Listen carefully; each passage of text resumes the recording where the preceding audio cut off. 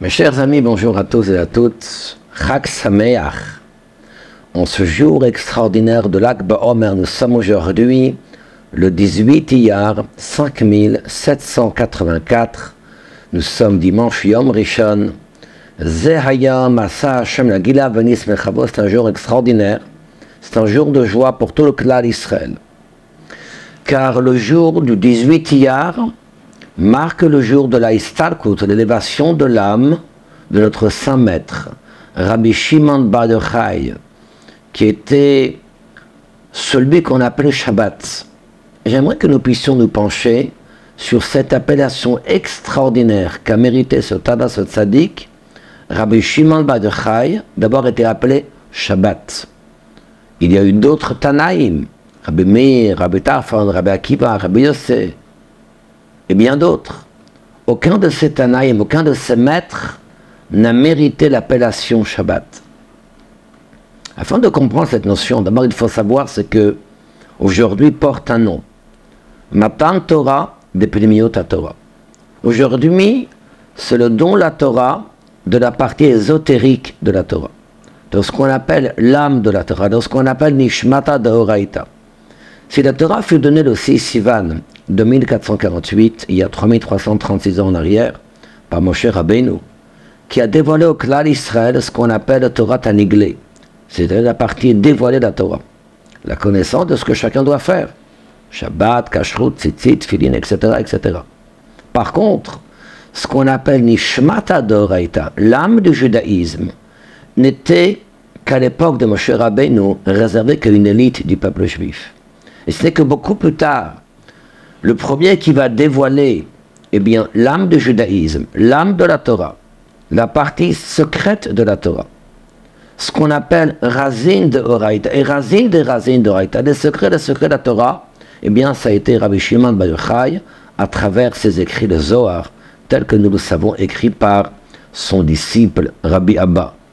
Et ensuite viendront les Mekoubalim, à l'époque du Ari HaKadosh, à quelques 5 siècles en arrière, et tout l'enseignement de la Chassidut depuis le Baal Shem Tov, jusqu'au Rabbi et tous ceux qui ont dévoilé l'étude de la Chassidut, qui ont distillé les secrets de la Torah, et qui ont traduit ça dans des actes, dans des faits quotidiens, et qui a justement permis de rapprocher à la Torah des dizaines, centaines et millions de béné Israël.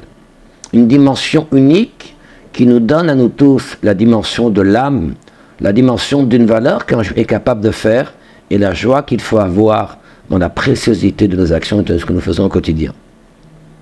Mais Rabbi Shimon bar Yochai porte ce nom. Pourquoi on l'appelle le Shabbat? La réponse est la suivante. La même manière que le Shabbat est Mekor HaBracha, source de bénédiction.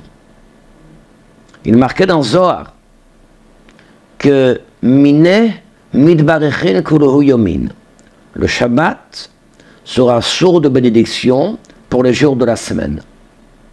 D'ailleurs, si la consécration de ce monde, l'ultime volonté d'Hachem, c'est d'arriver Yom Shekolo Shabbat, le 7e millénaire, car je vous rappelle que Hachem a créé le monde en 6 jours, et le 7e jour il s'est reposé.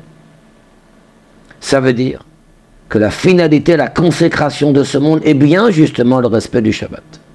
C'est-à-dire c'était le cas à la création du monde, dans la première montée de la Torah, lorsque nous terminons dans Bereshit, le Rishon, la première montée, nous parlons du Shabbat.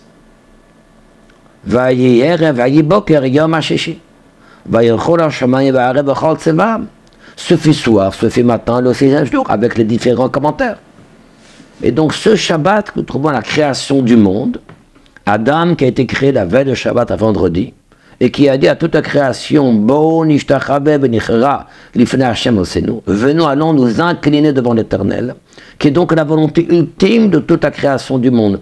Le hodot, de reconnaître, d'admettre, de remercier, le hakir, et d'avoir la prise de conscience, Mishamar ve'aya haolam, qui a dit que le monde existe, que le monde a été créé, c'est donc Hachem. C'est donc ce Shabbat-là, qui est donc ce témoignage que nous avons depuis la création du monde, qu'il y a Yesh Adon le Birazu, il y a effectivement un maître, eh bien, à toute la création du monde.